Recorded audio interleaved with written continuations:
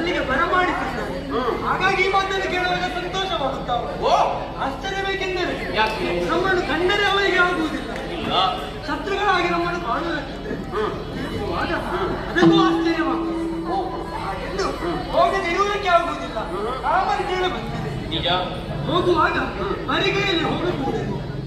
ರೂಢಿಯಲ್ಲಿ ಏನು ಸಣ್ಣ ಮಕ್ಕಳಿರುವವರಿಗೆ ಅಥವಾ ಗರ್ಭಿಣಿ ಸ್ತ್ರೀಯರವರಿಗೆ ಅಥವಾ ಇನ್ಯಾವುದಾದರೂ ಸಂಬಂಧಿಕರ ಮನೆಗೆ ಹೋಗುವಂತಹ ಸಂದರ್ಭದಲ್ಲಿ ಬರಿಗೈಯಲ್ಲಿ ಹೋಗಬಹುದು. ಏನಾದರೂ ತೆಗೆದುಕೊಂಡು ಹೋಗಬೇಕು. ಹಾಗೆಂದು ನಾವು ತೆಗೆದುಕೊಂಡು ಹೋಗಬೇಕಾದರೆ ನಮ್ಮಲ್ಲಿ ಏನು